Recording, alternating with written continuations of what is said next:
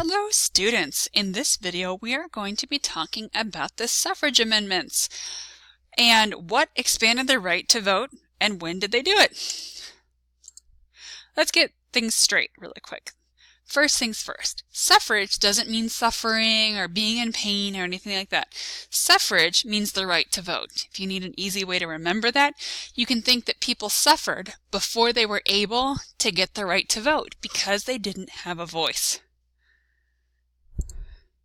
So wait, before all this amendment process started, who could vote? Well, it was a pretty small group of people.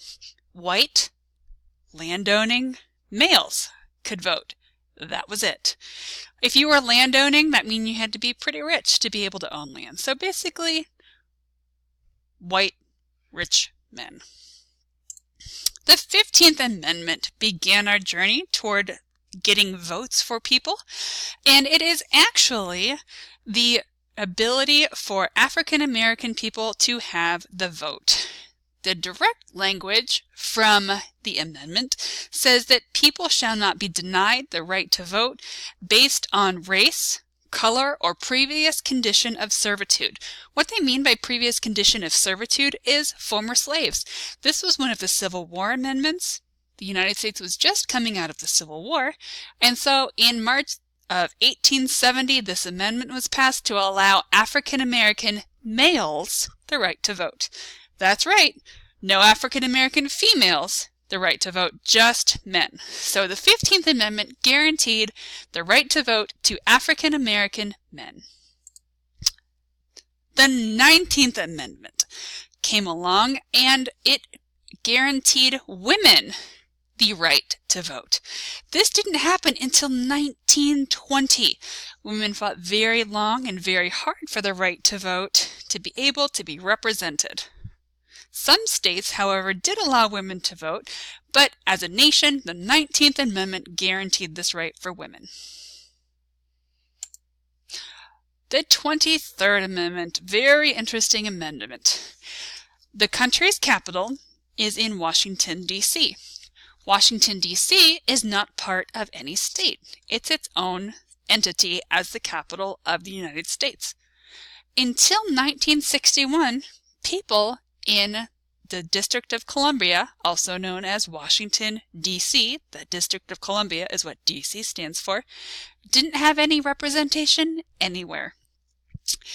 Citizens petitioned that they wanted the right to vote. They wanted to be represented. This was in conflict because when the United States was first starting out, there weren't enough people occupying Washington, D.C.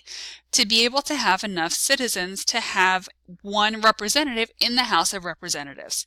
This started out all well and good, but eventually it turned into a problem. Unfortunately, the right to vote was affecting citizens and getting their voices heard. In the nation's capital, where all of the decisions were being made, citizens didn't have a voice. Citizens petitioned, and in 1961, after much argument and debate over the years, citizens of Washington, D.C. were granted representation in presidential elections by being granted electoral college votes. Individual citizens do not have the right to directly vote for the representative for president that they would like.